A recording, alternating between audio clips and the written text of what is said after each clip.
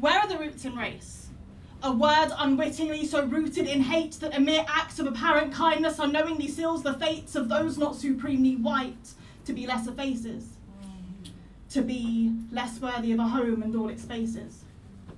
Trying to locate the right shade of beige for the title British, hoping this inherent racism is just a phase as my daughter casually accepts that England isn't a place which accepts her as its own. Disowned. Trying to figure out where she's from because Kashmir is a home she's never known. Cyprus just a holiday destination.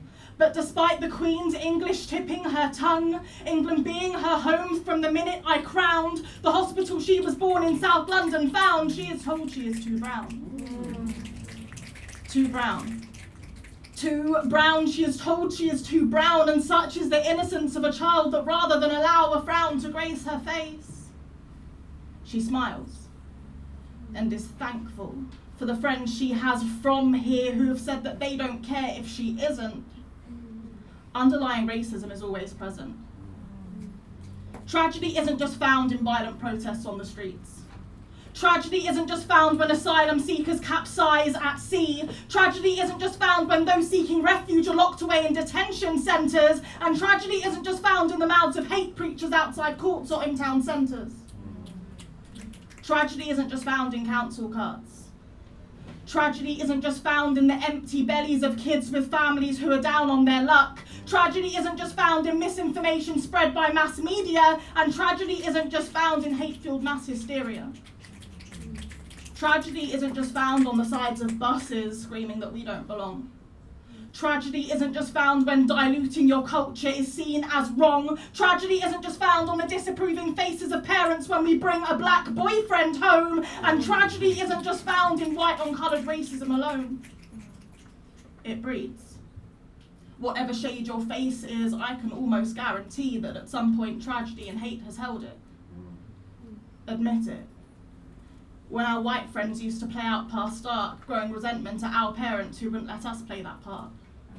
Preaching acceptance and understanding for anyone trans or gay whilst reassuring your mates that your kid could never be that way. Voting Conservative because you don't believe in handouts. Shaking your head at every man sat on a street corner asking for help with his handout. Preaching that it's only fair that one day this free healthcare runs out, but you round up by 25p the amount you pay for your burger at McDonald's in the name of charity. Say it again! Say it again! Yet you round up by 25p the amount you pay for your burger at McDonald's in the name of charity. Pushing for a points-based immigration system like deserving better can be turned into a game. Where is your shame? Don't tell me that just because you've been discriminated against, you aren't discriminating against anything you don't consider virtue. Living in a world where liberty really is just a statue. In a world with nations which still stone individuals for not conforming sexuality, race, gender, faith lost in a system in which conformity reigns more powerfully than the monarchy which colonised the world. Do not tell me equality is key when it has been thrown in the face of my little girl. British, born and bred.